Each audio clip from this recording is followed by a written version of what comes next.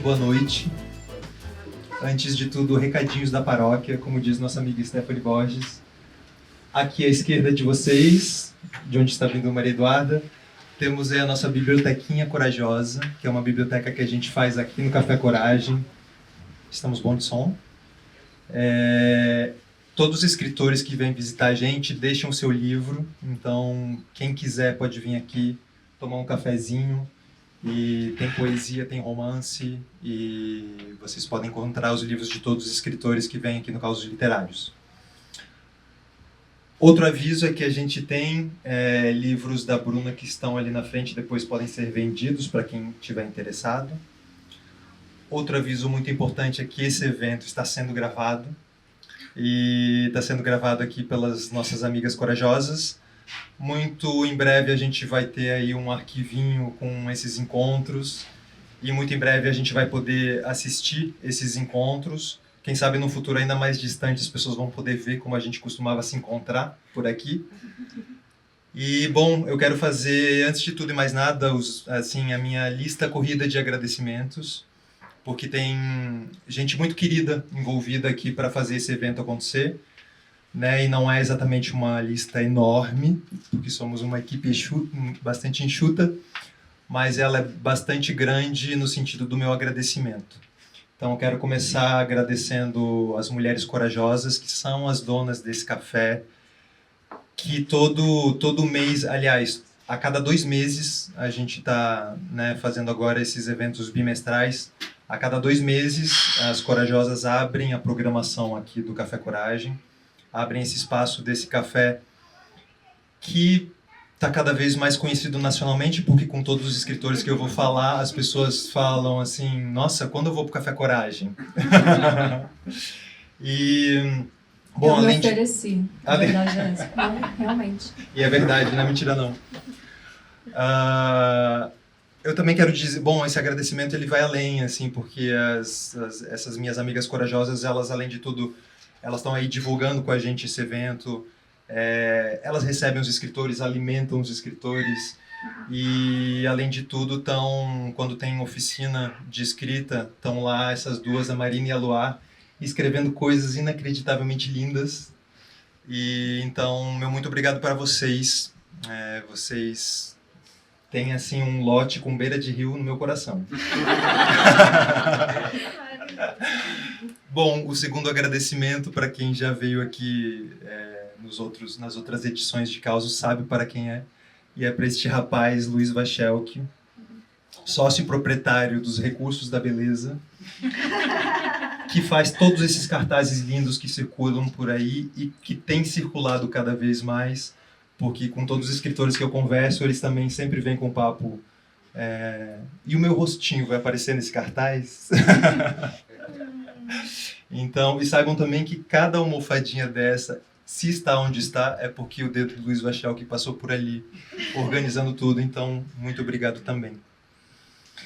Quero agradecer a todos vocês que estão aqui, fazendo essa coisa que é muito chique, que é estar presente, né? E essa coisa mais chique ainda, que é estar presente para ouvir, para falar de histórias. E quero fazer um agradecimento especial para a Bruna, um agradecimento até meio abobalhado, porque eu já conheci o trabalho da Bruna antes dela ser publicada pela Companhia das Letras, né, que é essa grande editora, a maior editora do Brasil. E quando eu soube que a Bruna ia lançar o livro dela, eu cheguei na internet, né, no Instagram, cheguei lá e falei assim, Bruna, quero ler logo esse teu livro quando sair e tal.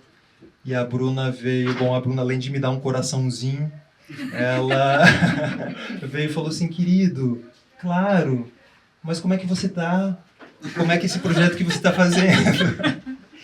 E é claro, né, que eu, fui lá e falei desse projeto do Causos Literários para ela, mas a grande verdade é que eu queria convidar a Bruna para vir. E aí, para minha surpresa, quando eu convidei a Bruna, ela ficou altamente surpresa. E o final dessa história é que estamos ambos aqui. Felizes da vida, né? Então, bom, todas as palavras são suas. Eu queria continuar os agradecimentos. Gente, esse é o evento mais lindo que eu participei na vida. Tô falando sério, não falo isso pra todo mundo. porque é muito acolhedor. O cuidado de vocês, de organizar tudo, sabe, é lindo demais. Então, assim, estou muito feliz. Já tinha ouvido falar, Carlos me contou, a Stephanie me contou, mas eu não imaginava que era tão bonito, tão acolhedor.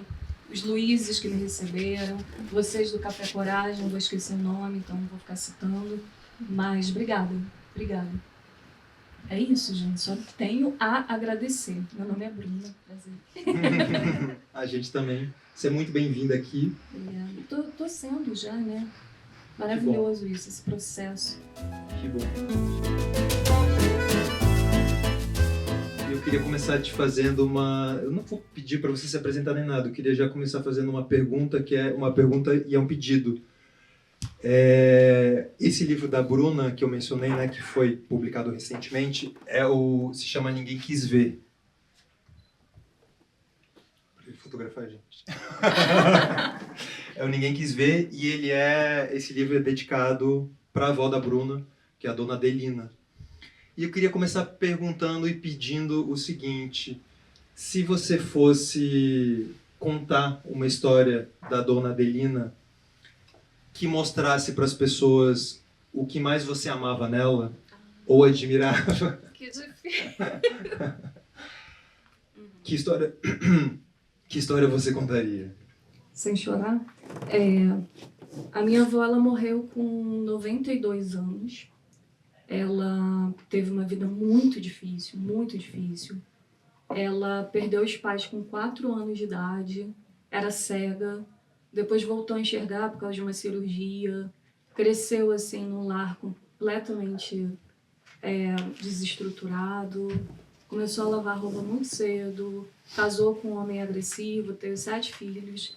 Enfim, isso tudo para dizer que o que eu mais admirava era a força, né? E eu me inspirei muito nela, porque... Ai, gente, eu fico emocionada. A minha avó, ela foi minha mãe. Eu nunca tive uma mãe de verdade, um pai de verdade. Eu tinha pessoas ali que se diziam mãe e pai, né? E minha avó, ela cumpriu esse papel. Então, assim, antes dela morrer, eu escrevi uma carta. Gente, eu não filmo isso. Eu escrevi uma carta dizendo que se eu pudesse, se eu conseguisse, eu contaria a história dela. E eu não consegui, porque é muito difícil, muita coisa. Mas eu dediquei um livro de poemas. E foi o máximo que eu pude fazer. Que lindo, mas talvez eu te faça mais um pedido que te faça chorar mais ainda. Eu cheguei a chorar, gente. Mas talvez não, qualquer coisa a gente passe e depois a gente volta para isso. Não, tudo bem, é pra ela. É sobre ela. Tá bom. Mas agora, se fosse o contrário, o que você acha se sua avó Adelina fosse contar uma história sobre você, sobre o que ela mais amava em você ou mais admirava em você? Que história você acha que ela contaria pra gente que tá aqui? Eu acho que a minha avó enxergava alguma coisinha que nem eu enxergava, sabe? Ela acreditava em mim. Eu acho que nem eu acredito tanto em mim quanto ela acreditava. Ela comemorava coisas que eu conseguia e que nem ela entendia o que era. Por exemplo, quando eu me formei na faculdade, quando eu fiz um mestrado, a minha avó era analfabeta. Ela nunca foi para uma escola. Mas ela ficava feliz por isso. Ela sabia que eu podia chegar a algum lugar e eu não acreditava nisso, porque a gente era muito pobre, a gente chegava a passar fome, né? Então, assim, não acho que eu esteja, num lugar de prestígio, mas foi um caminho muito longo que eu consegui percorrer. Eu acho que, em grande parte, essa força que essa mulher, né, acabou me dando por acreditar em mim e também por algo geracional, né? E por me inspirar. Né? Eu ali com ela e tudo mais. Eu acho que é isso. Eu acho que ela diria que eu tenho um potencial. Eu desacreditaria disso naquela época. Talvez até hoje. A gente, né, segue com uma certa insegurança, mas segue. E se você fosse escolher um poema do livro dos que tem a sua avó, para ler aqui pra gente, qual que você escolheria? Sabe que eu nem lembro. Qual seria as opções? Deixa eu ver aqui. Eu lembro na hora. Eu acho que tem um muito triste que eu não leio.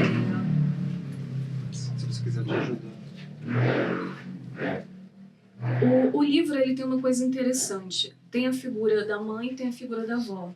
E tem a figura de muitas mulheres, né, desconhecidas, entre aspas, anônimas. E anônimas para mim também, né, desconhecidas para mim. Eu criei essas mulheres aqui. E a figura da mãe, ela aparece como aquela pessoa que me traz culpa.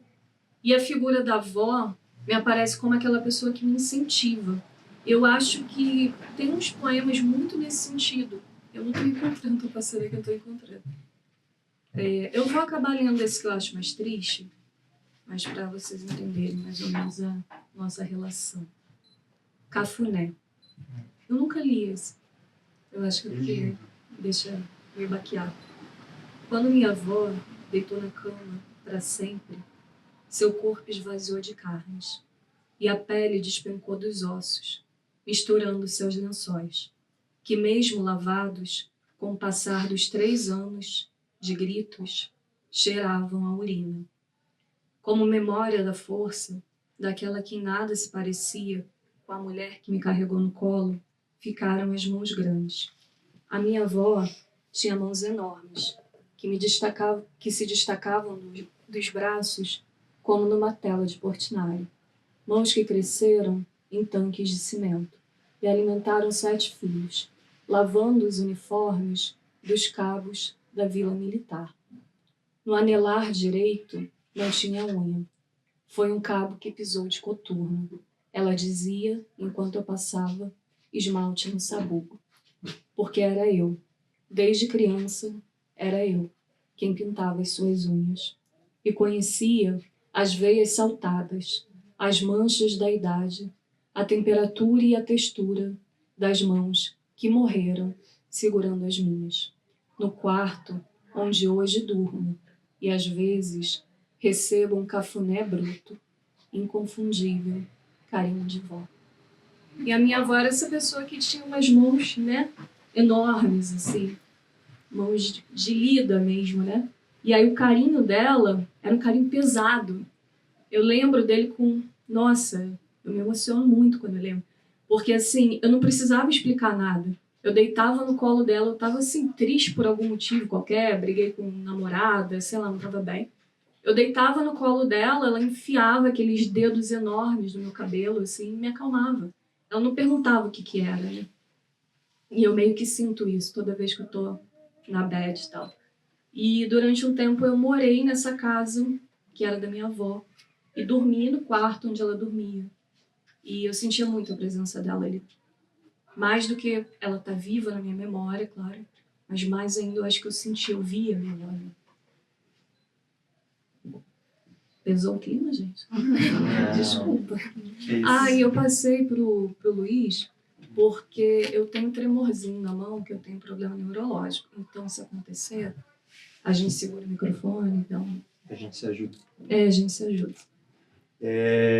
Eu sei que a Bruna... Primeiro, ouvi dizer, né, uma vez você falando, o primeiro livro de poesia que você leu, talvez foi lá com 17 anos já, né? E isso é uma coisa, depois eu quero saber uns detalhes disso, por curiosidade. Mas antes disso, você tinha alguma coisa com escrita? Seja vontade de escrever, seja alguma tentativa, alguma ideia? Quando eu era criança eu tinha. Eu acho que eu nunca contei isso pra ninguém. Eu subi em árvore, era muito comum subir em árvore, e aí eu tinha uma agendinha que eu levava pra cima da árvore e ficava escrevendo lá. Tinha uma goiabeira que eu gostava de subir, só que eu não falo isso por causa da Damares, né? Então, assim, eu não via Jesus, mas eu ficava muito tempo lá em cima.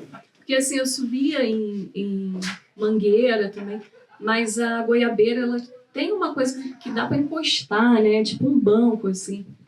Aí eu fazia isso, era esse caderno. E tinha uma escada também muito podre, assim, de madeira, que eu subia, ia para cima, pro telhado de casa, não tinha nem laje, era um negócio caindo aos pedaços. Eu ficava lá em cima escrevendo também, mas eu não lia nada. Quer dizer, eu não lia textos como a gente entende, né? Porque eu acho que ler é observar, né? Tem várias formas de leitura. Né? Minha avó mesmo era analfabeta, mas ela sabia contar muitas histórias, então eu não entendo a minha avó como analfabeta. Muita gente já sabe disso aqui, mas a gente tem uma caixinha de perguntas e que atualmente a gente deixa na mercearia do Seu Branco, lá na entrada de Macaé de Cima. E na medida que eu vou recebendo as perguntas, eu vou meio que escolhendo e colocando, né, e se tem a ver com o tema pergunta. Tem uma que tem super a ver, que eu vou ler. E tem uma pergunta. Diz o seguinte: já ouvi dizer que os escritores, quando são crianças, não são crianças normais. São tipo crianças velhas, que já nascem cansadas e ranzinzas. Você era uma criança velha?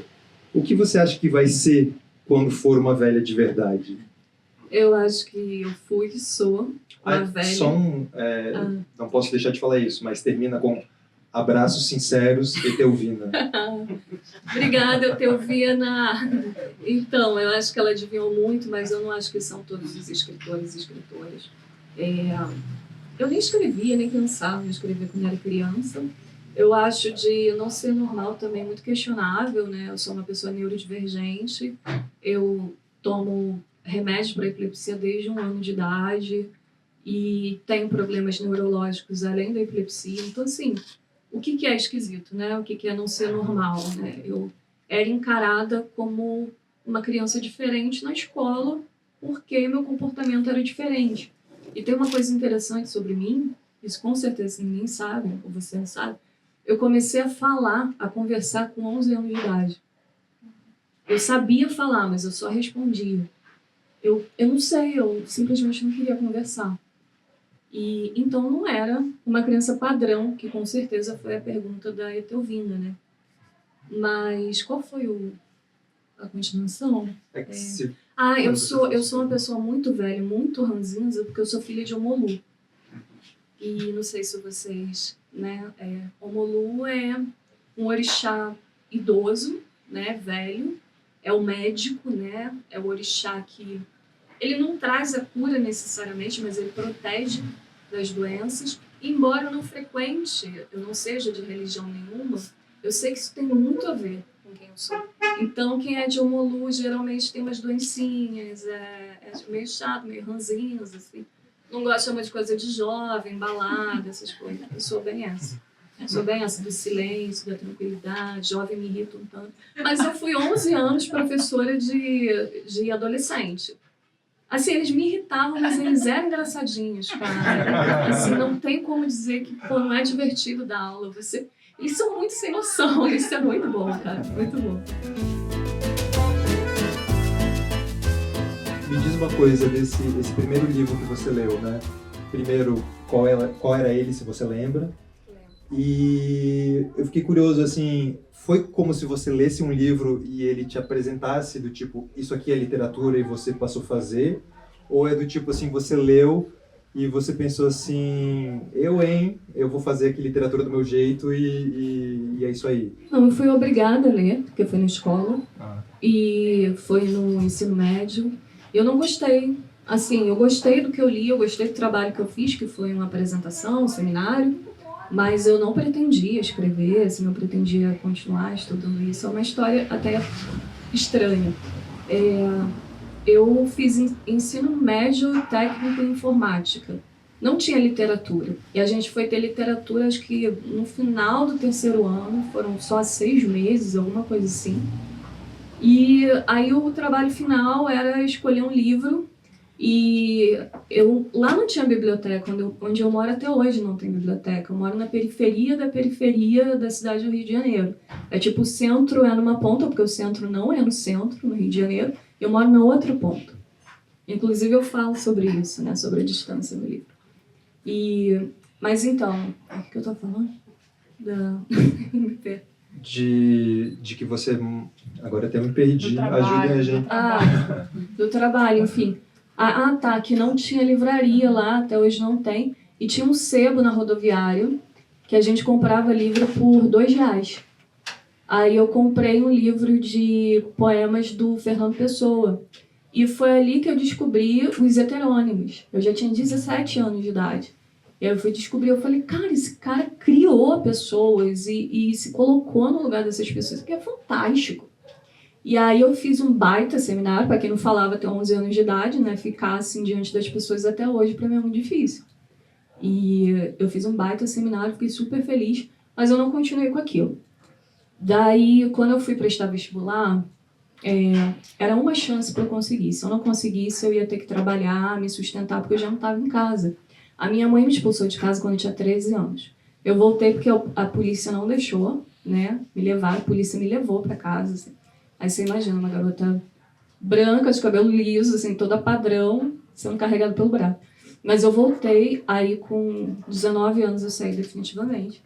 E aí eu só tinha essa chance de entrar na universidade. Então eu pensei assim, vou fazer um curso fácil.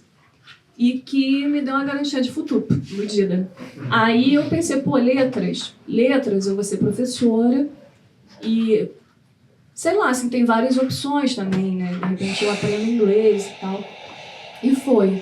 Aí eu chutei letras, qualquer coisa, inglês. Eu não sabia que tinha que saber inglês para fazer. E foi uma coisa muito assim, tipo, vou tentar qualquer coisa para conseguir trabalho. E no primeiro período eu já fui me apaixonando por aquilo. E foi, assim, foi muito acaso. Eu não imaginava escrever, de verdade.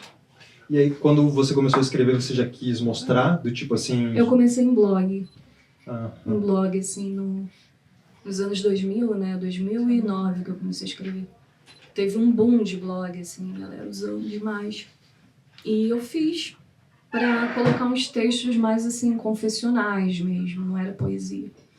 Ou era, né? Isso do que é poesia. E aí, assim, foi evoluindo para uma coisa completamente diferente, ou foi se transformando, né? Porque evoluir também é uma ideia que não sei se procede, mas foi se transformando aquela prosa, assim, mais confessional, foi uma coisa meio poesia em prosa, virou poesia em prosa, virou, sei lá, até eu começar a ter coragem de quebrar linhas, de escrever em verso. Porque, assim, eu não achava que eu podia me colocar como poeta. Eu pensava, é pretensioso demais. Eu, que estou no meio do nada, dizer que eu sou escritora, dizer que eu sou poeta. Porque poeta, para mim, né, aquela pessoa... Né, a gente tem uma ideia de poesia muito... Né, uma coisa quase... elevada. Elevada, mas tem coisa muito distante, né? E, eu não sei, uma coisa quase espiritual, não? Como é que é? Tipo, mística, exatamente. E não, aí foi muito louco, né? Porque eu comecei a escrever essa poesia, ainda um pouco sem saber para o lugar onde eu ia, e agora eu escrevo uma poesia que tem muito, muito a ver com o cotidiano, com as coisas mais prosaicas. Aliás, é uma escrita muito prosaica, né? Ela vai pro lado da prosa, ela conta história. Acho que tem tudo a ver também com essa coisa dos causos, porque é uma poesia muito pouco lírica. Ela é uma poesia que conta história, ela é uma poesia bastante narrativa. Eu não sei se isso antes ou depois, mas quando é essa história de que você organizou saraus no lugar onde você nasceu, né, que é em Senador Camará? Na Zona Oeste inteira, assim, em vários lugares. Conta isso pra gente, assim, isso foi antes, você quer dizer, você começou a escrever e de repente você começou a organizar esses saraus? Então, eu não organizava, assim, sabe? Eu só desorganizava mesmo. Eu participava, nunca fui de organizar nada, gente. Eu era muito anarquista para organizar qualquer coisa. Mas eu ajudava, né? A galera tava fazendo e tal. E aí, sei lá, começou essa coisa de sarau de rua, que eu acho que surgiu com o sarau do Binho, em Campo Limpo, São Paulo, né? Que já tem mais de 20 anos. Foi o primeiro sarau, assim, sarauzão de rua, nem se chamava sarau ainda. E aí começou essa coisa de sarau de favela, na rua mesmo, assim, com pessoas passando, com tiroteio. Já participei de sarau que estava rolando, assim, os traçantes passando e a gente lá com o microfone lendo poesia, tranquilão. E a gente fazia geralmente em bar. E aí chegava uma pessoa bêbada, pegava assim, o microfone e começava a cantar. E, gente, maravilhoso, exatamente isso que é microfone aberto. A ideia é essa. Mas foi uma experiência muito, muito gratificante, porque eram vários espaços abertos. Então a gente lidava com todo tipo de público. Era assim, perto da linha do trem, debaixo do viaduto, na praça. né, até mandaram a gente embora, porque a gente tinha que entrar em acordo com o poder local, né, porque onde eu moro ou é tráfico ou é milícia, esse tipo de coisa a gente tem que dizer, né, porque essa é a realidade. Eu moro em periferia, eu moro em favela, sempre vim de favela e tal. Então, pra gente fazer alguma coisa dentro de favela, precisa de autorização. Isso é uma coisa muito chata, mas você conversa com essas pessoas, é a única forma de fazer, infelizmente, entendeu? E a gente tem que fazer, a gente tem que fazer alguma coisa, né? Porque a arte transforma também. A gente estava discutindo hoje na hora do almoço se a Bruna era de fato ariana ou não, né? Por causa da data de nascimento, eu não tinha certeza do horário, né? Mas aí é engraçado porque quando eu ouvi sobre essa coisa dos saraus, eu talvez ouvi a Bruna falando em algum momento que tinha participação do Islã das Minas, por exemplo, né? E que tem aquela coisa de falar a poesia de uma maneira super performativa, né? E depois é toda uma comoção quando termina, né? Porque as pessoas, né, ficam... E a Bruna falando assim, e eu ia lá e lia do meu jeito, mas assim, as pessoas também não pararam de me chamar porque eu lia do meu jeito e eu continuei lendo assim. Eu pensei assim, pronto, eu acho que temos a resposta. Eu sempre fui muito melhor acolhida nesses lugares com pessoas que não produzem uma poesia muito parecida com a minha, né? Que é essa coisa do slam, a poesia falada, performática. Eu chegava lá, lia assim, tremendo, assim, sabe? Não, tremendo, mas enfim. Eu lia tímida, eu lia gaguejando, olhando para o papel. E elas não se importavam, assim. Eu me sentia realmente bem-vinda porque eu me sentia daquele lugar, parte daquele lugar, né? Porque não é só o lugar de onde você é, né? O lugar é um pouco você também, né? Eu sou esse lugar, né? Eu tenho muito desse lugar. Eu me sentia à vontade ali. Eram os meus. Eu estava em casa. E era isso, assim, o Islã das Minas, eu participei do primeiraço, assim, do Islã das Minas do Rio de Janeiro. São Paulo já existia. E foi muito legal, cara, porque a gente não imaginava que ia tanta gente. E agora, não sei se vocês conhecem o Islã das Minas, é abissal, assim, tipo, no Rio, sabe? Elas são maravilhosas. Mas nesse primeiro, eu também não falei, eu coloquei uns desenhos à venda, que eu desenhava. E depois eu falava pra elas assim, não, acho que eu não vou falar não, às vezes hoje eu não tô muito bem pra falar, tipo, super tímida, porque foi crescendo, né? Mas eu tava sempre lá, Eu gosto desse ambiente, sabe? Uhum. Eu me sinto bem-vinda, realmente. O primeiro livro da Bruna é O Não, né? Foi publicado 7 anos atrás. E é curioso que eu estava, né, agora depois que o outro livro foi lançado, tem também essa coisa... Bom, muita coisa aconteceu nesses 7 anos, né? Inclusive, Bruna faz parte dessa antologia que é 29 Poetas Hoje, né? Escreveu para muitos lugares, né? Publicou um bocado na internet também. E a Heloísa Buarque de Holanda, né, que é essa crítica que muita gente conhece, né, agora imortal, né, da Academia Brasileira de Letras, ela escreveu a orelha do livro da Bruna e ela faz esse comparativo, né, do livro lá do início, 7 anos atrás, e do livro de agora. E dela fala uma coisa curiosa que é do tipo assim, para apresentar, né, a Bruna, para apresentar você, ela fala assim: a Bruna chegou zangada na poesia. Eu achei isso tão curioso, assim. Você acha que você escreve com raiva? O Não foi um livro que eu escrevi para não morrer. Assim, porque era uma fase muito difícil na minha vida e eu tinha em mim tudo aquilo. Não é um não de negação, é um não afirmativo, é um não quero mais isso, sabe? E ele é um grito, assim, ele é um colocar tudo para fora. Daí eu acho que teve pouco trabalho de pensar, de construção de linguagem, de pensar a forma, sabe? Foi mais esse colocar tudo ali, né? E o Ninguém Quis Ver, ele fala de coisas muito duras, mas eu não acho o livro triste. Todo mundo, chorei lendo teu livro, juro. É porque são coisas muito pesadas. Mas ele não é um livro lamentoso, porque eu não tive essa intenção. Eu tive a intenção de mostrar. O Ninguém Quis Ver não é sobre o livro, ninguém quer ver meu livro, não. É sobre coisas que as pessoas veem, na verdade, né, e fingem não ver. E eu só queria mostrar essas coisas, para lembrar que elas existem. Eu não queria dizer o que eu sinto em relação a essas coisas. Então ele não é um livro de lamento, não é um livro que eu estou o tempo todo falando, olha, isso não devia ser assim, né? E o Não também, ele tem uma temática muito pesada, que é a violência contra a mulher. E eu me coloco nesse lugar, né? Então, assim, ele é muito pesado, ele é um livro sangrento.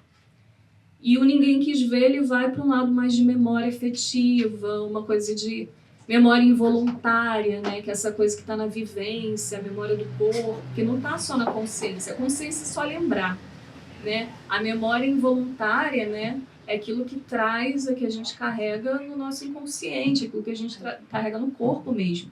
E eu voltei a esse lugar, né? Do corpo criança, do corpo que tinha minha avó ali, quer dizer, até 2013, né? E pensei em outros corpos, em outras pessoas, em outras mulheres, Dona Laura, Tia Fátima, Tia Vilma, que são mulheres que eu criei ali. A maioria das pessoas acha, não, mas realmente existiram e tal. Nem tenho tias, só tenho tias.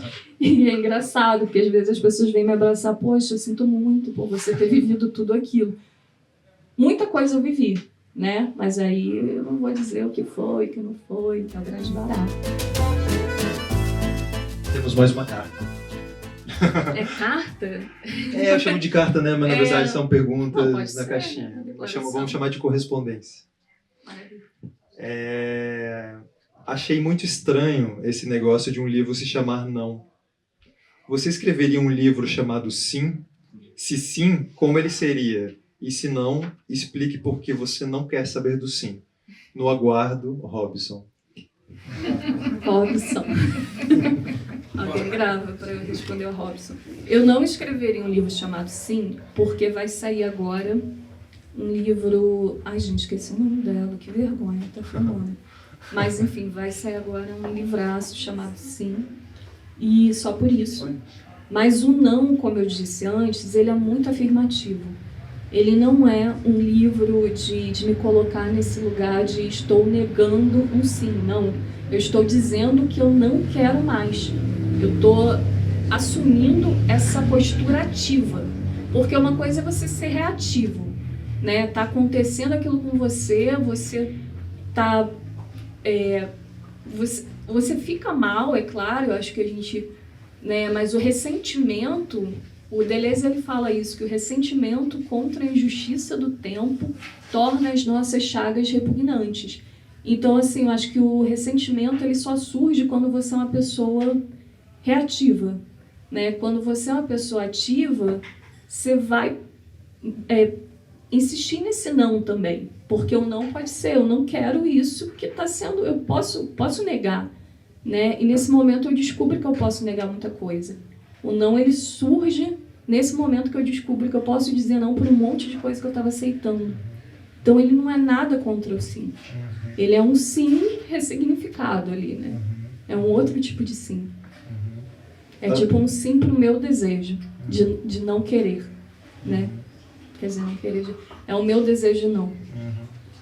Fica com essa, Robson. Né? Desculpa, Robson. Desculpa. Eu não estava mentindo quando falei que eu ia perguntar isso, porque a gente estava vindo no carro e rolou um papo sobre Boa Esperança, né? Porque a gente passou sobre Boa Esperança. E eu ia perguntar uma coisa que talvez pareça boba no início, né? Que é assim, quando você escreve, você sente algum tipo de esperança? E eu digo até assim, né? Que pode parecer bobo às vezes porque, sei lá, porque às vezes a gente coloca esperança nesse lugar. Mas, ao mesmo tempo, eu, como teu leitor, né, que lia as tuas coisas, o teu trabalho, li teu último livro, tem uma coisa que tem um desafio ali, sim, de ler aquilo, porque tem um bocado de violência, de abuso, né, tem umas quebradas que a gente passa ali, mas, ao mesmo tempo, a gente não atravessa o teu livro se não tivesse também sutileza e se não tivesse também ternura, né? Então, assim, por isso que eu te pergunto isso, e essa pergunta me faz parecer menos boba. Eu acho que é um livro que tem esperança no futuro. Eu acho que ele aponta para isso. Eu acho que, por mais que não tenha um posicionamento direto, sabe? Eu acho que só de mostrar, ele já coloca um desejo ali de mudança, né? Porque se você está mostrando alguma coisa que tem que ser revista, né? Você, de alguma forma, está dizendo que, olha, eu não quero mais, né? Eu estou passando por isso, eu estou mostrando o quanto é ruim passar por isso sem ter que falar. Dá para perceber, quando você vai ler, você vai perceber que é horrível passar por isso. Então, de alguma forma, eu coloquei ali meu desejo de mudança. É um olhar para o futuro, é uma esperança no futuro. Porque a esperança é isso, né? E aquilo que a gente fala, a esperança é a última que morre, enquanto a gente está vivo, a gente tem esperança. O inferno de Dante, ele é um lugar para todo mundo que perdeu a esperança. Está lá a plaquinha na entrada do inferno. Entrai, vós que perdeis toda a esperança, entendeu? Não ter esperança está morto, em vida até. Você pode estar morto em vida, né? Ou ter uma vida morta, porque não tem esperança. Eu estou tentando me manter viva em vida, ter uma vida viva, e eu acho que o Ninguém Quis Ver, ele mostra um pouco esse meu lado também. O não, talvez não. Não, talvez não. Aliás, eu deveria escrever um livro chamado Talvez, né? Porque se tem o sim, né? Se tem o não, talvez aí... Vai a dedicatória pro Robson. Com certeza, né? Sim. Tem outra coisa que isso sou eu, assim, né? Como seu leitor, como leitor da Bruna, né? Tem uma sensação que ela é a Bruna que eu fico, assim, que você constata que pode existir o bonito junto com o feio. É quase essa coisa do sim do não, né? Pode existir o bonito com o pesado, pode existir o bonito com o sofrido.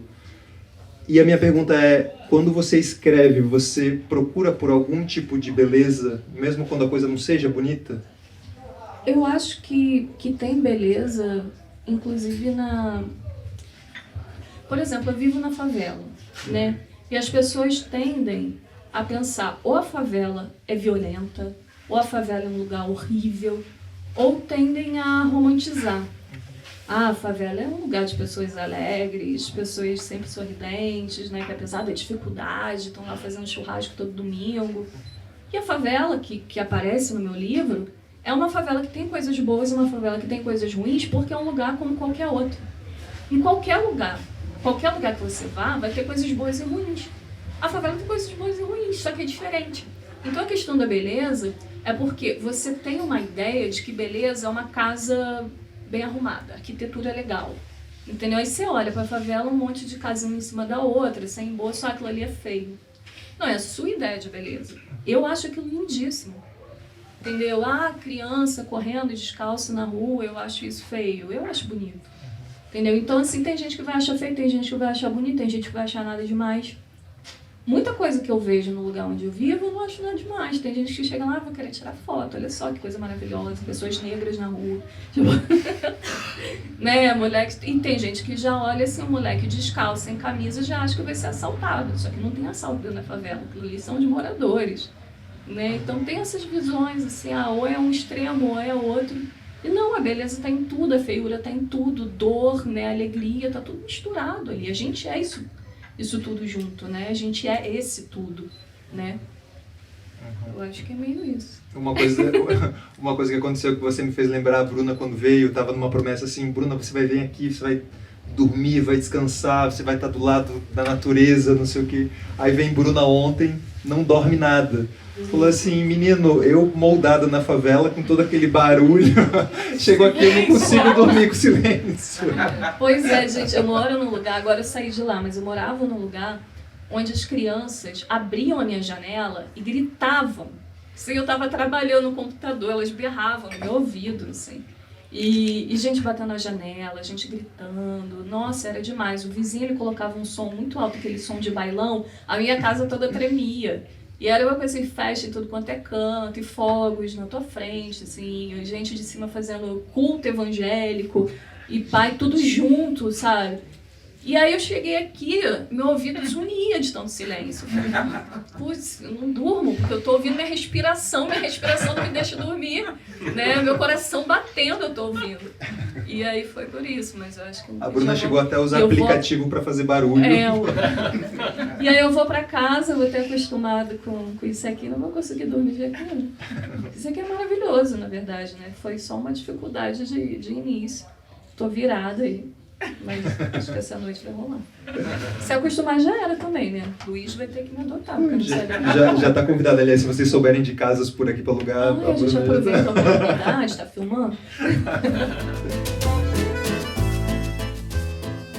Uma coisa também que ficou na minha cabeça, assim, lendo tuas coisas com mais cuidado e tudo, né? Aí a Luísa Buarque de novo, né? Aí a Luísa Buarque falou assim... que tanto a Bruna quanto essas outras escritoras que estão ali na antologia das 29 poetas hoje, que elas estão fazendo algo que ela chama de transformar a linguagem poética, né? Mudar a linguagem poética. Isso parece uma coisa importante, né? Porque, assim, assim, até pra gente que estudou literatura e tudo, tem coisas que, assim, eu não entendo completamente o que as pessoas falam, mas às vezes por ser uma pessoa importante, tipo a Luísa Buarque de Holanda, eu concordo, assim, legal, a Bruna está mudando a linguagem poética. Mas daí eu também não sabia disso. Pois é. Quando eu li isso, eu falei, nossa, eu tô mudando alguma coisa, que legal, cara. Mas eu acho que ela quis dizer, as mulheres de forma geral, porque assim, as poetas hoje estão mandando muito bem. E em termos de... Eu não acredito em qualidade, né? Porque qualidade é um critério muito relativo. Bom, pra mim, é o que eu gosto, pronto, né? Mas eu acho que elas estão produzindo coisas muito diversas. E os homens ainda estão naquela coisa da musa, dos poemas de amor, só que mais contemporâneos, né? E as mulheres estão fazendo coisas muito diferentes, eu acho que tá num nível incomparável. E a Elo, ela traz isso, eu acho. Ela começa falando de uma poesia escrita por mulheres, né, que está se reinventando e reinventando a linguagem, né, porque reinventa suporte, reinventa a linguagem, reinventa formatos. Acho que as mulheres estão nesse movimento, sim. Ela me enquadra nesse movimento. Mas eu também estava assim, com a suspeita de que eu saberia dizer o que é isso. Então diz, eu não sei. Mas assim, eu também não tenho, é só uma hipótese do tipo assim, pensando nisso, tentando entender isso, eu pensei assim, eu vou pedir para Bruna ler alguns poemas que eu acho que tem isso, porque eu fico achando que quando ela fala isso, bem no meu jeito de entender, é quando o poema faz aquela coisa que é uma pequena mágica, um pequeno truque até, né? E pode ser que seja isso. Daí eu pensei assim, poxa, tem uns poemas aqui que eu adoraria que a Bruna lesse, e aí a gente pode brincar de encontrar essa mágica, ou não, a gente só pode te ouvir lendo, mas assim, se alguém inclusive vê onde está essa mágica, que diga. Tipo, eu tenho então uma sugestão melhor. A gente pede para alguém ler, porque aí já vai pensar nessa coisa do formato e como leria. Porque assim, quando eu escrevo, na minha cabeça tem as pausas ali, mesmo que não tenha pontuação, tem o meu respiro, mas aí quando eu vejo outra pessoa lendo, parece que dá um outro sentido, né? E aí você fica pensando, cara, será que esse formato, né, dialogou com essa pessoa? Porque eu não digo nem ser compreendido, porque eu acho que você pode não compreender a arte e dialogar com ela.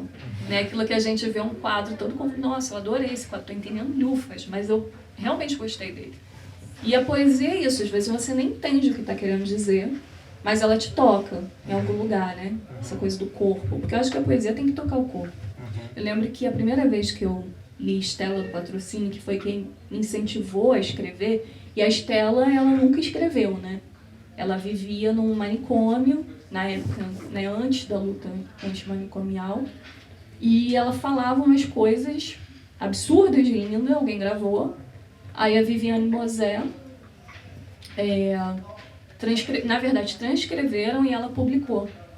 E aí quando eu li O Reino dos Bichos e... eu sempre confundo, dos animais é meu nome, alguma coisa assim. Eu senti dor de barriga, de tão bom que o livro é.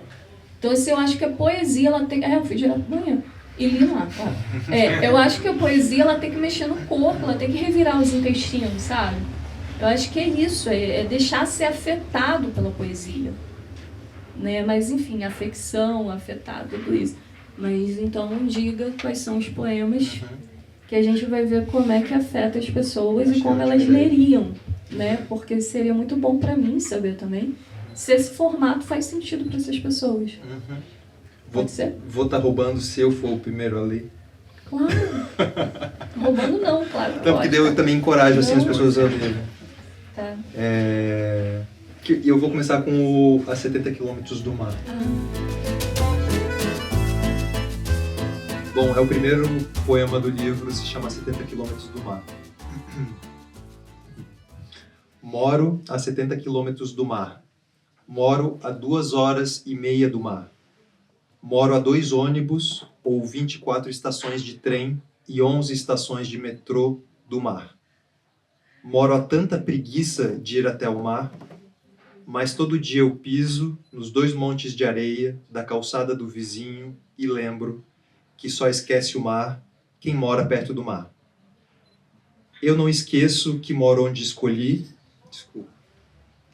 Eu não esqueço que moro onde não escolhi, que moro onde posso morar, e às vezes é madrugada e faz.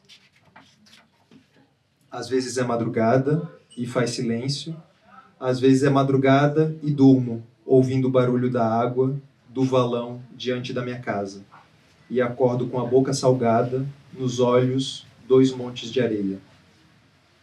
E você lê num ritmo totalmente diferente do meu, que seria totalmente diferente de outra pessoa. Isso é bem interessante, né? Pensar nisso. E olha que eu já te ouvi lendo. Isso é engraçado também, né? Porque eu poderia querer te imitar. Não. É exatamente isso, né? Como esse texto te carrega, né?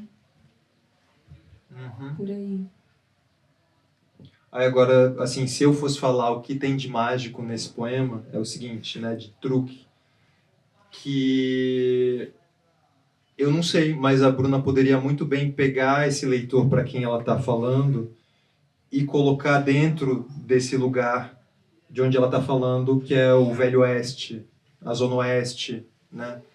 Mas assim, parece que tem uma estratégia aí, que ela meio que vai até a Zona Sul, onde aquele leitor conhece aquele mar, para depois trazer aquele leitor, aquela pessoa, ali para dentro da Zona Oeste e falar assim, o meu mar é um valão. E isso, porra, é a beleza, né, na dureza, aquela coisa da flor que nasceu no asfalto. Né? É sobre isso que eu estava falando. Eu acho que a gente pode falar de uma maneira não delicada, eu acho que não precisa de delicadeza, mas sem pôr, né? Olha, você tem que ficar triste por isso, você tem que ficar feliz por isso. Não, eu estou colocando o que acontece. Né? E eu marco muito esse lugar longe, né? Eu coloco aí a distância, porque a gente tende a entender que o distante é a favela, que o distante... Existe um lugar longe, alguém determinou, isso aqui é longe e o resto é centro, mas na verdade a física garante que eu estou tão distante dele quanto ele de mim. Né? Então por que a gente pensa que a favela é sempre distante? Alguém disse que isso aqui é o centro e todo mundo... E aí, o que está implícito nesse poema, e que em nenhum momento eu digo, é que eu quero implodir a ideia de centro. Entendeu? Eu podia falar assim, eu quero implodir a ideia de centro, que não sei o quê. E eu falo de outra forma, né? Até bonitinho, eu diria. E eu acho que é isso, não adianta, vamos chegar ao centro, vamos chegar a algum lugar, porque assim, tem aquele lugar prestigiado, né? De prestígio, e aí eu saio do meu lugar à margem, e vou caminhar para aquele lugar. Não, por que meu lugar é margem?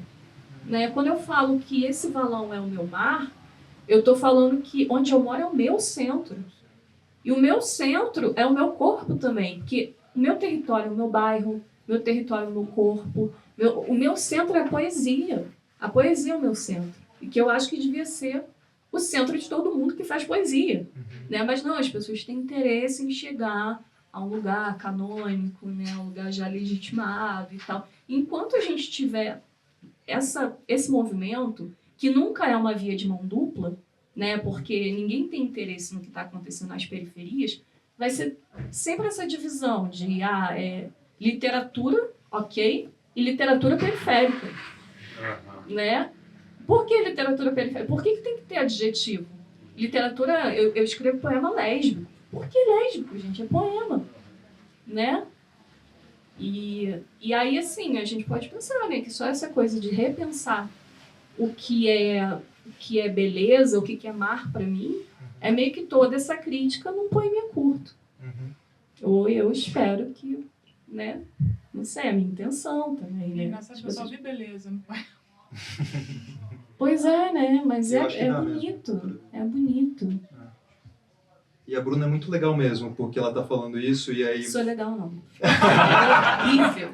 Vocês vão ter a prova, porque eu fiz um videozinho de divulgação e aí no videozinho eu falei assim, Bruna Mitrano é uma escritora de periferia, é uma escritora lésbica, e aí eu mandei um videozinho pra Bruna e falei assim, Bruna, tô só meio em dúvida, será que tá ok e tal? E ela só botou um risinho do tipo assim, não, tá tudo bem. Não, eu nem vi, porque eu tava um pouco com pressa, que eu já tava me arrumando pra sair. Tá vendo como você é legal? Tá vendo Mas não foi, é porque assim, se não estiver me xingando, cara, você fala do jeito que você quiser, assim. Mas porque as pessoas ficam com um certo receio. Um comentário sobre isso que você falou, né? Por que adjetivar? Mas em algumas situações, adjetivar é legal para que esses nichos, né? Ou para que essas pessoas que são periféricas se identifiquem também. Ou que as lésbicas possam te procurar. Sim. Não, eu acho interessante. Mas eu acho que precisa, enquanto a gente não tem um espaço igualitário, né? Digamos assim, é isso, né? Mas, em algum momento, eu quero escrever só literatura, eu não quero que seja literatura periférica, né? Sim. Eu não preciso sair da periferia para isso, eu quero que a literatura seja reconhecida também nesses outros lugares. Sim. Né? Mas eu acho importante marcar por uma questão de, já que estamos, né, em um lugar invisibilizado, né, vamos botar ali um holofote e depois a gente repensa. Realmente é um caminho. A vida é assim. A câmera em close na velha, o rosto rachado em contraste com a pele mole dos braços. O vestido puído deixa ver os ossos do peito. Os seios, 2 sacos vazios, pendendo sobre a barriga. A câmera abre, vê-se um repórter com camisa de botão, de cor tão clara como sua pele tão clara. O repórter parece um erro no cenário. A velha mexe a sopa com uma colher de pau. É sopa de quê? Papel. Close nos olhos de espanto, do repórter que já sabia a resposta. Por que a senhora está cozinhando papel? Porque não tenho comida. Mas por que a senhora está cozinhando papel? O repórter repete, para causar nos telespectadores aquele nó na garganta. Porque tenho filhos e netos, diz a velha esticando o pescoço, onde guarda uma garganta aparentemente sem nó, aparentemente sem constrangimento de dizer a própria fome. A câmera passeia pela casa, panelas e canecas empilhadas, um instrumental triste e o narrador dizendo que 3 semanas depois a velha morreu. Ainda tem o 2 e o 3, tá? Essa é só a primeira. É verdade, tem o 2 e o 3. Ainda só a primeira parte. Mas sabe o que eu achei interessante? Porque você leu as perguntas como perguntas. E não tem Não ponto tem de ponto. interrogação. É verdade. Olha que legal, assim, como pelo contexto. Mas tem um porquê separado. Sim. Ótima pista. E tem também um porquê com circunflexo, que a gente já sabe que é final de, né? Não sei, acho que eu intuí. Ele já sabia a resposta, que eu achei que era uma pergunta. Porque quando eu li o Mas porquê, eu quando já a tinha gente lido lê, senhora. a gente lê assim, sem planejar, assim, rápido, né? De repente passa despercebido. Você conseguiu Verdade. entender como uma pergunta. Acho que porque quando eu leio como se... Eu não leio, tipo, uma palavra por palavra. Eu leio junto. E aí já vi que era porque a senhora. Então parecia que era do repórter para ela. Não foi mais do que pelo porquê separado. Isso eu pensei agora. Não, eu falo porque, assim, é isso que o Luiz está falando sobre uma estrutura poética diferente, né? Ele é um poema que é em prosa e a parte da fala tem um recuo. Então você identifica que é uma fala por causa do recuo. E parece que você lendo identificou tudo isso. O que era fala, o que era pergunta. E é isso, né? Como você acessa esse poema, né? E eu me preocupo muito com isso, sabe? Eu acho que não é que o poema tenha que falar de forma clara, sabe? Existe uma ideia também de escrita de fácil entendimento, que eu não sei quem determinou isso, que é de fácil entendimento, que não é. Eu quero fazer uma escrita acessível. Eu quero que qualquer pessoa consiga ler e, não digo entender, mas que consiga sentir algo, né? Eu quero que a minha escrita chegue a essas pessoas. E é muito, muito interessante saber, né? Porque eu fico com medo quando eu faço. Eu fico com medo. Será que as pessoas entenderam que é uma pergunta? Será que as pessoas entenderam que o diálogo está aí nesse recuo, sabe? Mas eu achei legal. Na hora que eu li, eu pensei, a minha interpretação é que era alguma coisa como que talvez essa senhora cozinhando papel, talvez ela não soubesse ler. Então, por que as perguntas têm que estar escritas com interrogação? Por que as coisas têm que ser sempre... Foi como eu interpretei na hora que eu li. Mas Isso é incrível, né? Porque eu não tinha pensado nisso. Mas você não pontuou justamente por isso mesmo, para gerar essa... Eu não pontuo, né? Mas o ponto de interrogação eu coloco em outros. Eu acho que tem um pouco a ver com o som. Porque para mim a poesia, ela é muito essa coisa dos sentidos. A poesia, ela é a arte da expressão, né? Ela é uma experiência de sentir, mas não num sentido de... sentir não no sentido de sentimento, mas sentir no sentido dos sentidos, sabe? Então, assim, você consegue perceber a textura do poema, você consegue ouvir o poema, você consegue sentir um cheiro daquele poema. Então, assim, quando eu vejo que o poema... eu estou ouvindo e ele funciona melhor de uma forma, olhando, ele funcionou melhor sem aquilo ali, eu tiro. Né? Então, assim, são 2 poemas que eu não coloco em interrogação. Porque, assim, eu me imagino não só falando, mas eu tento imaginar outras pessoas falando. Eu colo naquela coisa do tradutor da internet, que vai lendo para você, coloca em várias línguas para ver como é que ficaria, sabe? Outra voz também, falando num outro ritmo, para ver como é que ficaria. É um trabalho de pensar isso tudo, né? Porque a poesia mexe com todas essas coisas dos sentidos mesmo. Agora, tem outra coisa nesse poema da Bruna que me pegou, que aí isso também é o legal, né? Porque parece que para cada um é algo. Mas aí, se vocês lembrarem, né, nessa história em que tem esse repórter que vai lá entrevistar a mulher, né, uma senhora com fome, a gente imediatamente já vai empatizar, vai ter empatia com a mulher com fome, claro. Mas também tem um momento que a gente não deixa de se identificar, eu tô falando por mim também, não deixa de se identificar com o repórter, porque várias vezes a gente também não quer se envolver com aquilo, que é uma pessoa passando fome. Pois é. Isso. Com o repórter, com a criança, né? Porque a criança, ela não entende. E aí vai aparecer a figura materna que vai dizer o título do poema. Não, a vida é assim, você tem que aprender que a vida é assim. Né? E muitas vezes a gente está no lugar da criança de inconformismo. Não, como assim a vida é assim? Não pode ser. Dá um jeito, eu vou falar depois, né? Não, dá um jeito de dar comida para velho, gente. Envia pelo correio, sabe? Por que ele não voltou lá? E tem esse olhar da criança, tem o olhar, né, do repórter, que é um cara que talvez não possa realmente fazer nada. Ele sabe que a mulher precisa, mas ele é um repórter, né? Foi gente filmar, foi uma TV, né? A galera não fez nada. Então é muito isso, né? Porque ninguém quis ver. Ninguém é ninguém. Eu me incluo nisso aí, né? E ninguém quis ver. O fato é esse. As coisas estão acontecendo. O próximo poema é o Ninguém Quis Ver. Eu queria que alguém lesse. Você vai ver. A gente está nesse momentinho de que a gente gostaria que alguém lesse que não fosse a Bruna e nem mais eu, porque senão, pra gente poder comentar esse próximo poema, alguém quer ler? Eu acho que seria legal pelo ritmo, né? Vem pra cá. Vem aqui no nosso meio. Tem um meio aqui. Lugar especial pra quem vai ler. Tá bom. Vem que eu te mostro. É 35, né? É isso, ninguém quis ver. Nasci com dentes podres, coisas de família. Minha avó ficou banguela aos 26. Os tios todos têm dentadura. Crianças diziam tão bonitas, mas assim, não vão arrumar namorada. Eu não queria arrumar namorado. Arrumei vários ossos quebrados. Ossos fracos, coisas de família.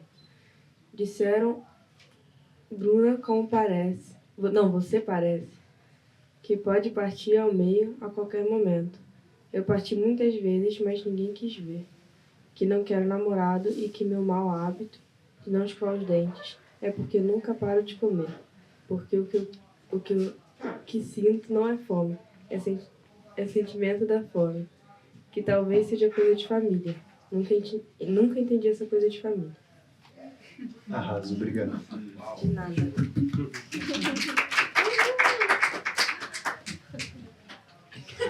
E qual é o seu nome? Eu não sei, vocês conhecem. Qual é o seu nome? Júlia, eu gostei muito que você leu uma coisa que eu também tinha muito medo de não ficar clara no final, que é essa dubiedade de nunca entendi o que é essa coisa de família, da herança, dos ossos, né, fracos, e nunca entendi o que é essa coisa de família, o que é a família. Né? Então tinha uma dubiedade ali pelo ritmo que ela colocou ali. Ficou claro, eu acho que essa dubiedade. Né? Eu senti isso. E esse é um poema que ele se declara autobiográfico, né? Porque tem meu nome. E é um medo que eu tenho em relação ao livro que está saindo agora, né? Porque eu jogo meu nome para rolo.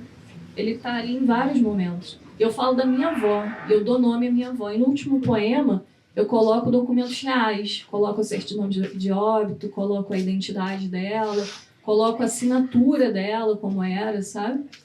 E aí eu tenho umas questões em relação a isso, porque é um livro assumidamente biográfico, né, autobiográfico. Mas a autobiografia, ela não deixa de ser poema. Né? Então a gente está retrabalhando aquilo ali, como eu falei da questão da memória. Não é só lembrar, é rememorar, é aquilo que está no teu corpo. E não vai aparecer exatamente como aconteceu. Né? Vai estar fragmentado, vai estar desmembrado, e você vai emendar uma imagem na outra, porque poesia é imagem, né? E vai construir aquilo ali. Então é um certo medinho que eu tenho, né? Mas ao mesmo tempo eu encarei isso aí, eu arrisquei de botar o meu nome nos poemas. Mas tem uma coisa danada que a Bruna faz também, que eu acho que é de quem escreve tendo consciência do que está escrevendo, que é coisas do tipo assim, tem essa primeira pessoa, que às vezes é Bruna, mas às vezes é uma primeira pessoa que está falando, que dá impressão, né? Que é essa Bruna que está contando, revelando sua história, né? Mas tem uns momentos que no meio do poema esse eu vira nós. E daí de repente é como se estivesse falando em nome de outras pessoas, ou num coletivo, ou num grupo. E tem outras vezes que você está falando eu, e de repente você se refere a você mesma como você. Tem todos esses jogos assim, né? Eu recebi um comentário, na verdade, um rapaz comentou sobre o livro. Achei muito interessante. Ele falou assim, porque a poesia, de alguma forma, é sempre autobiográfica, né? Eu acho que sim. E ele falou assim, mas as pessoas que não assumem que escrevem poesia biográfica, geralmente escrevem falando de si. E você fez um livro que fala de várias outras mulheres. E que fala das mulheres da sua família, que fala de Dona Laura, que fala de eu esqueci, mas é um monte de dona, um monte de tia, um monte de pessoas invisibilizadas, né? Empregadas domésticas, o lugar dessa empregada. Não falo sem conhecimento de causa, sou filha de camelô, neta de lavadeira. Então, assim, quem foi minha avó, a partir do que eu ouvia dela, né? Porque eu não estava lá, é claro, para saber e tal, mas essa mulher que nasceu em 1921, né? Enfim, aí eu falo de alguma coisa, né, que está muito para além do meu corpo e que eu nem me dei conta. Eu acho que quando esse rapaz falou para mim, eu falei, nossa, que interessante isso. Porque ele falou, você que diz que escreveu um livro biográfico, você fala do coletivo.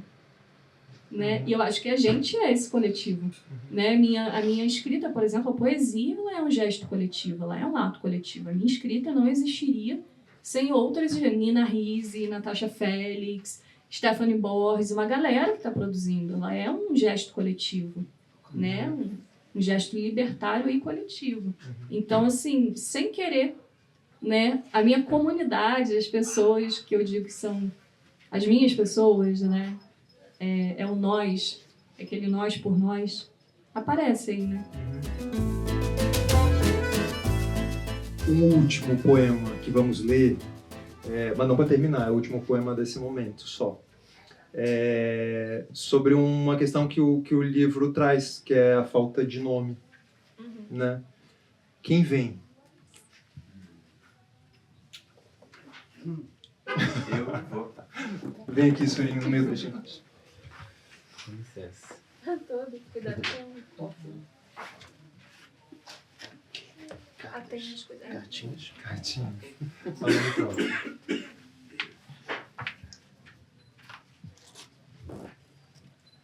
Nome próprio.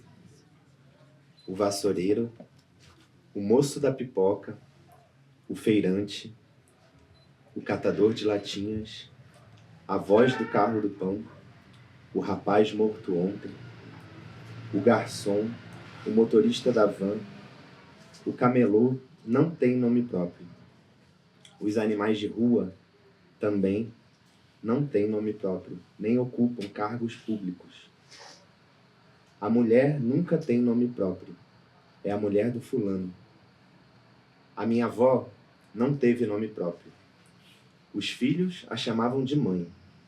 Eu a chamava de vó. E ela sempre atendia. A minha avó me ensinou a atender prontamente e a morrer sozinha. Ela também me ensinou a degolar franguinhos e que as mulheres são sempre propriedade de alguém. Menos as que matam o marido e fogem com a cabeça numa sacola de mercado. Essas ganham nome nos jornais e ameaçam o anonimato das mulheres que em breve vão aprender a degolar franguinhos. Obrigado. Obrigado pelo poema. Degolar franguinhos. Os nomes, né? Os nomes. Pois são essas pessoas que não têm nome, né? A gente fala a tia da limpeza, o camelô, o moço, o garçom, sabe? A gente não convive com essas pessoas, a gente não tem intimidade, né? E a poesia eu acho que é o lugar da intimidade. Eu acho que é esse lugar. A gente tem que ter intimidade com o livro, a gente tem que ter intimidade com a pessoa que está escrevendo. Mas se não tiver intimidade, gente, vai ficar sempre aquela coisa da busca pela literatura e ninguém gosta de ler, ninguém se interessa por ler. Não, é porque as pessoas não se sentem íntimas daquilo ali, né? E é isso, falta intimidade com essas pessoas, né? Falta nome, essas pessoas não têm nome, elas não têm identidade, essas pessoas não têm identidade, são pessoas invisibilizadas, né? Muitas vezes as pessoas estão na rua aí, morador de rua, pessoa em situação de rua. Ninguém não tem ideia de quem sejam, sabe?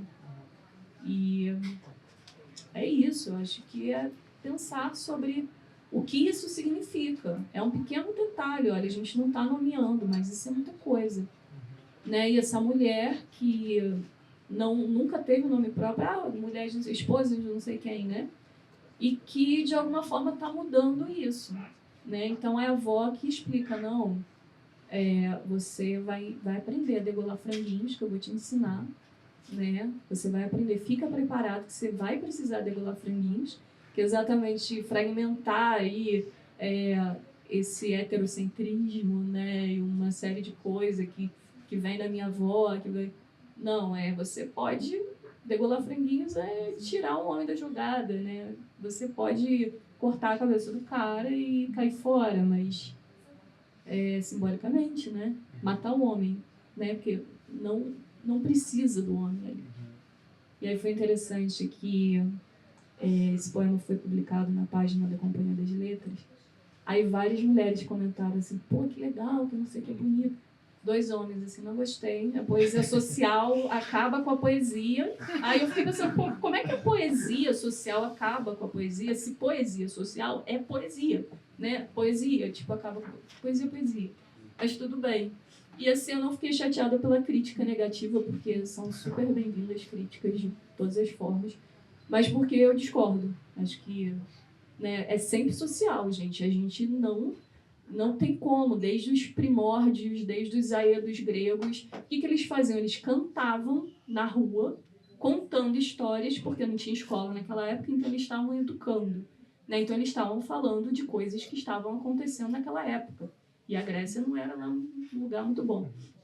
Grécia, E aí vem, desde então, né? Você vai falar, mas Mayakovsky, que pô, fez poesia panfleto, né, cara?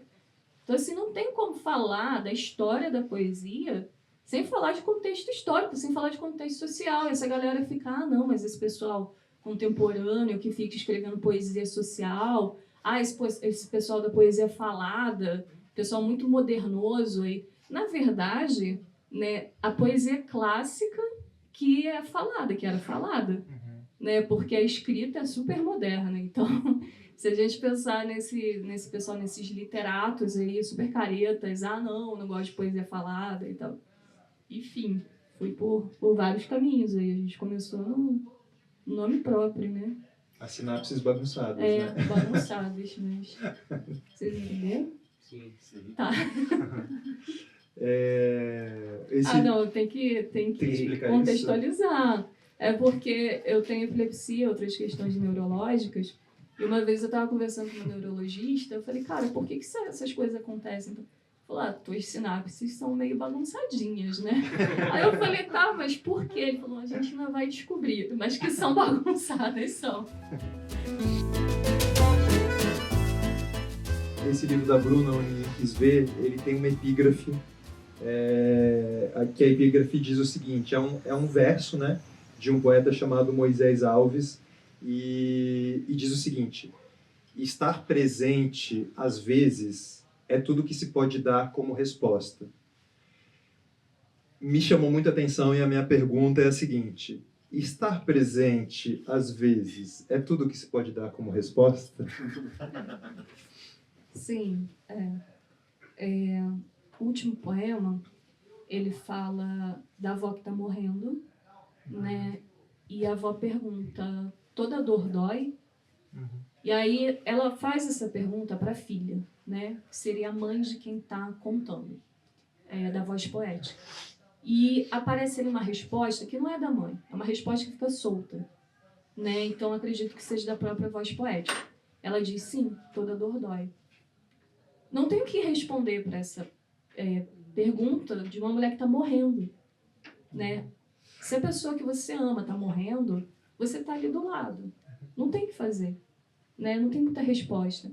Eu acho que o Ninguém Quis Ver, ele traz isso um pouco, sabe? Que às vezes não é você fazer alguma coisa ou não fazer. É só você estar presente. Né? E estar presente é difícil pra caramba. Porque uma presença plena não é só você estar ali de corpo, né? Eu acho que é isso. Eu acho que realmente já é muita coisa a presença. Acho que, assim, é quase uma... Mas às vezes dá pra dar resposta, né? Por isso que tem umas vezes. Ser poeta é estar presente de alguma maneira, né? Você falou isso antes, né? Do como e eu acho que muita gente aqui, talvez quando conheceu poesia, né? Por essas referências que a gente teve, fica com uma ideia de que o poeta é aquela figura muito genial, muito melhor que os outros e que só se interessa por assuntos muito, muito elevados, né? E não a vida prática, a vidinha, eu né? não consegui achar a palavra na hora, mas eu acho que é um culto, né? É um ser cultuado. A poesia ainda é colocada como um lugar de culto, assim. Mas pensando nisso, tem uma carta, Momentos das Cartinhas, que ela diz o seguinte, que tem a ver com isso, né? Estou com um problema de maritacas aqui em casa. Nessa época, elas entram no telhado para fazer ninho e passam a noite fazendo barulhos horríveis dentro do forro. É um pesadelo duplo. porque antes disso eu já sofria de pesadelos. Só estou recorrendo a você porque a moça da mercearia, onde fica a caixinha de perguntas, disse que os escritores sabem de tudo e quando não sabem, inventam. Meus cumprimentos, Rogério. Rogério, o que ele vai fazer com as maritacas, gente? Eu não sei. Você que diga para Rogério. Eu não sei, eu sou escritora. Convida para morar com ele, porque se está incomodando no telhado, deve ser porque elas estão fazendo barulho, porque ele está muito... Tudo junto, né? Então, de repente, se eles desenvolverem um relacionamento diferente dentro da casa deles, podem até ajudar, né?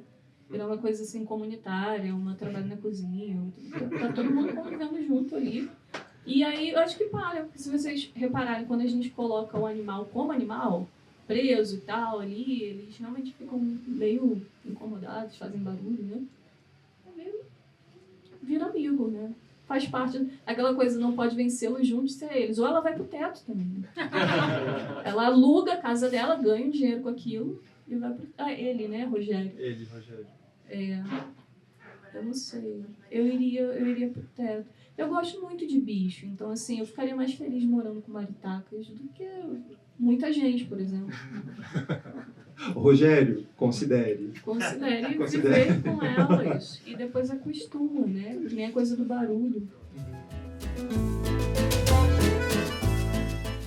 Eu tenho acompanhado, assim, a recepção do livro da Bruna desde que saiu, né? As resenhas, o que o pessoal fala. E tem uma coisa que me chama muita atenção, que para as pessoas tentarem expressar qual é a experiência de ler o livro da Bruna, sempre falam de uma dor física, que é uma dor no peito, que é uma dor no coração, que é um nó na garganta. E eu fiquei curioso, você ouvindo isso, você se sente compreendida de alguma maneira? O que isso te diz quando você ouve? Quando a gente joga um livro, né, pro mundo, não é mais eu ali, né? Não sou eu ali. Então, é um livro que nem eu compreendo. Se as pessoas me perguntarem sobre ele, eu vou dizer como é que foi fazer. Mas eu não vou saber dizer o que isso aí é, entendeu? O que foi essa coisa que eu fiz? Vocês que vão me dizer. Né? Então, quando essa galera fala isso, eu fico, nossa, que demais, né? Teve um rapaz que falou esses dias, ele me deixou rebuliçado. Rebuliçado. Eu falei, gente, que coisa fantástica, era exatamente isso. E aí eu escuto um tanto de tudo, assim, teve gente chorando, assim, pá. E, por exemplo, teve um rapaz que ele, inclusive, ele tá internado num hospital psiquiátrico, e o pai dele me contou, assim, muito emocionado, que ele tava com o meu livro na mochila, então ele deu pro filho, né? E o filho leu e tal, ele voltou lá numa visita e o filho falou assim, eu gostei desse livro, ele é triste, mas ele tem alguma coisa assim de sarcasmo, né? E foi a única pessoa que falou sobre isso. Eu não sei se você percebeu, mas se não percebeu, eu falhei miseravelmente, porque eu quis botar um certo sarcasmo ali, eu quis não deixar pesado, mas ao mesmo tempo, gente, olha só o que a gente tá fazendo, que bosta, né? Então, tem um pouco isso. Aquele poema que fala, tem um poema que fala de uma pessoa decapitada e a imagem não é nenhuma imagem que eu criei, essa aí eu já vou jogar aí que é real, porque senão vai parecer assim, a Bruna coloca metáfora demais, imagem demais, não. Foi um poema que veio pronto, numa favela, né? Então é pesado, assim, tipo, mataram um cara, cortaram a cabeça, degolaram e pá.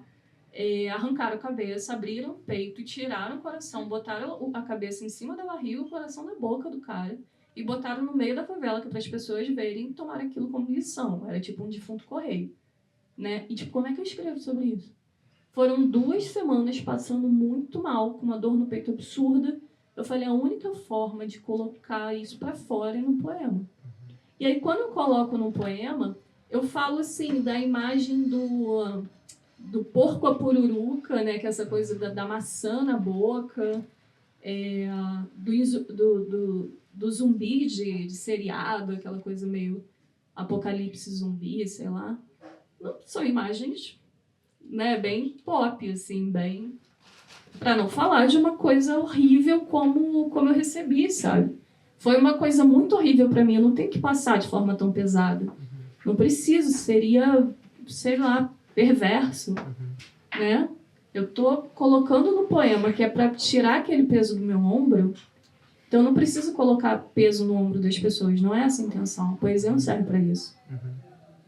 Se é que ela serve pra alguma coisa.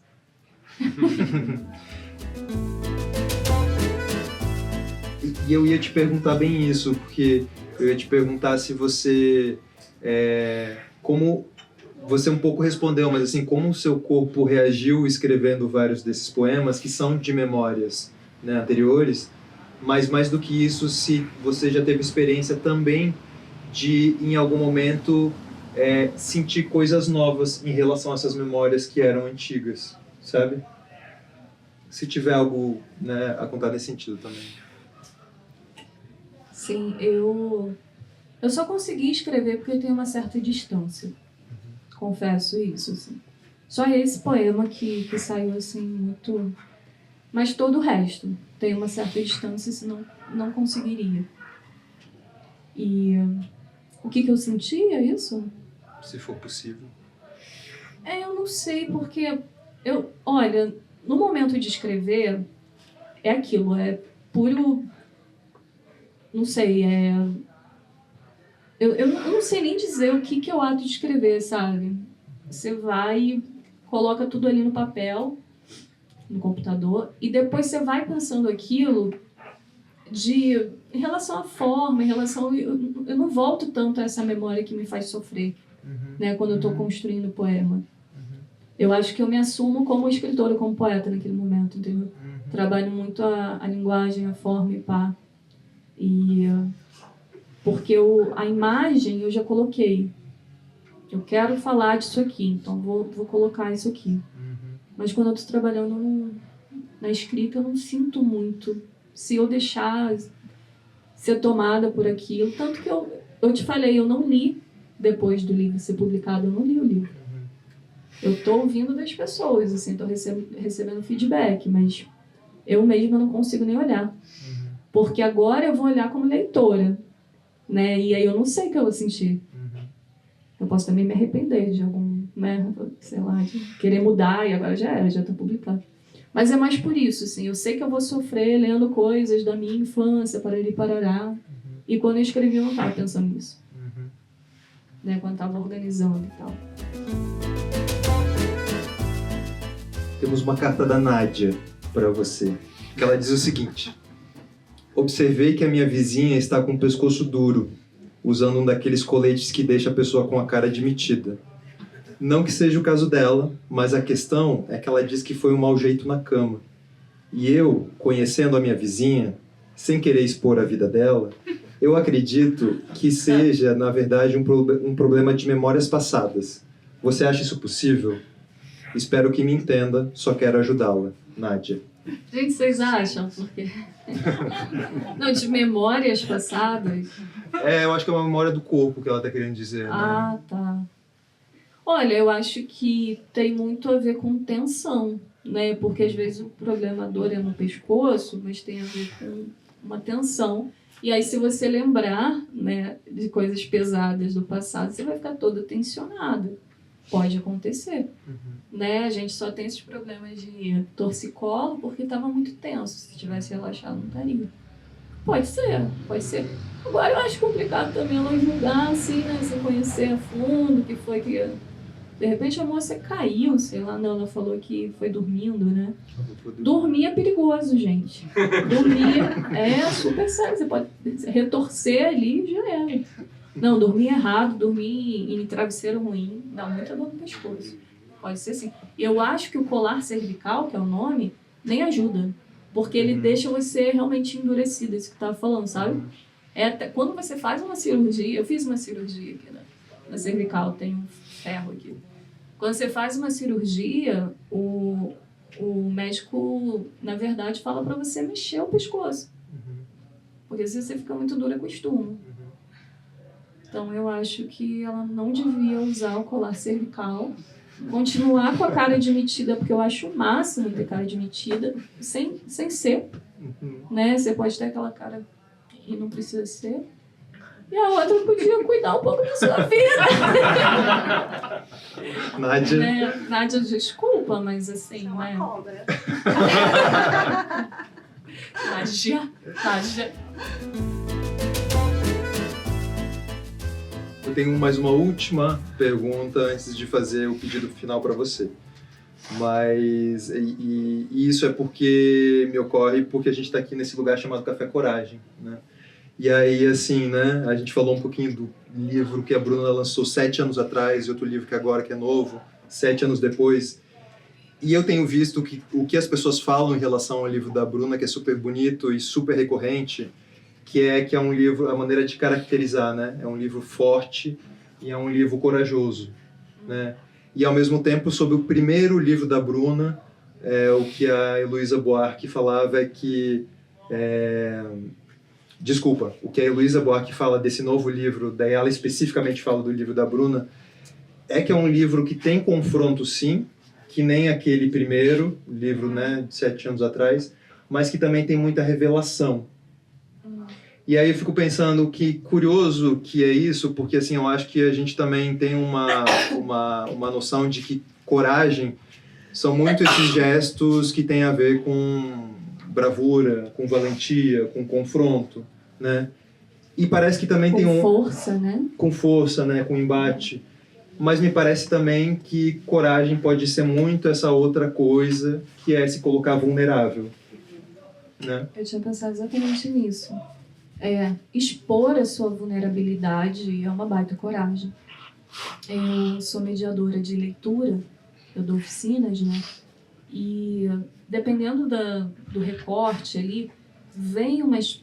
A galera que tá começando a escrever agora, sabe? Com uns temas que, pô, você sabe que ela rasgou o peito naquilo ali, sabe? Ela se colocou, assim. Isso é muita coragem. Muita coragem. Tem gente, né? Galera da alta literatura que acha que poesia que fala de si mesma, né? Poesia, na verdade, poesia biográfica, né? Quando a pessoa fala de si, né? A poesia do eu, é que eu não falo poesia do eu, porque é poesia do eu, né? Juntas. Poesia de si. É uma poesia menor, porque é mais fácil de fazer, porque você está contando o que viveu, sabe? Não, porque você está expondo aquilo ali que te afetou diretamente, sabe? Que rasgou a carne, isso daí é muito difícil. Então, eu não sei se eu sou corajosa, porque é muito difícil falar de si mesma, né? Mas eu acho que falar sobre algo que te doeu, né? Te feriu, é um sintoma de coragem, assim, né? Eu acho que é isso, muito mais do que falar de coisas que não estão presentes na sua vida, né? Eu acho que a literatura já cansou disso. Eu não vejo sentido de ler sobre coisas muito distantes da minha realidade, muito distantes do que eu vivi. Se a gente sabe que abuso infantil está acontecendo, se a gente sabe que violência, não sei, tudo expresso aí que tem, eu não lembro. Mas que a pobreza está aí, que tem gente passando fome, né, uma série de coisas. Para que a gente vai falar de algo que não faz sentido nem na nossa vida? Acho que a poesia é viva, então ela é vida também, né? Para terminar o nosso encontro, eu queria te pedir uma coisa que eu peço para todos os escritores e escritoras que vêm aqui, que é falar umas palavras de encorajamento pra gente, nesse Café Coragem. Pode ser um versinho, pode ser uma palavra, mas pode ser também o que você quiser. Gente, desejo.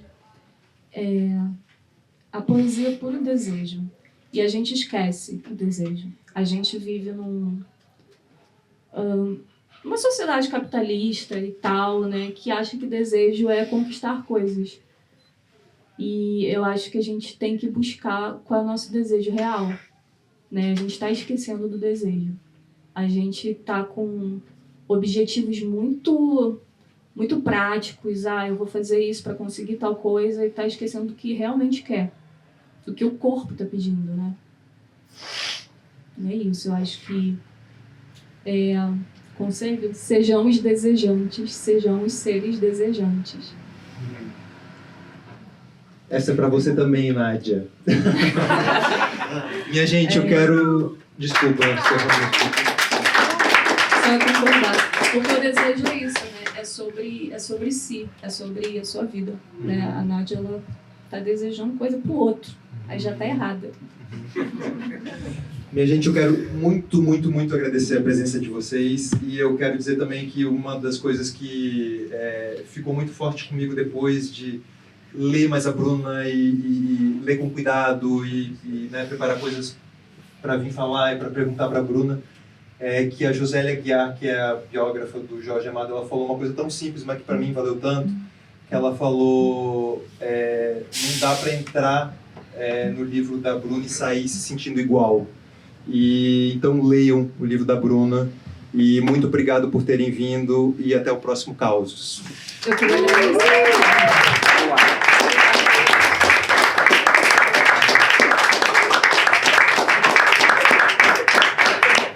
Obrigada a cada um que esteve aqui, que dedicou seu tempo, né, para ouvir algo muito difícil hoje em dia. Acho que sempre foi, né? A gente está muito disposto a falar e com preguiça de ouvir, então agradeço, né, pelos ouvidos. E agradeço ao Luiz por, nossa, que troca gostosa, assim. Obrigada, gente. Obrigada por tudo. Obrigada a vocês do Café Coragem. Obrigada. Obrigada a outro Luiz. Obrigada.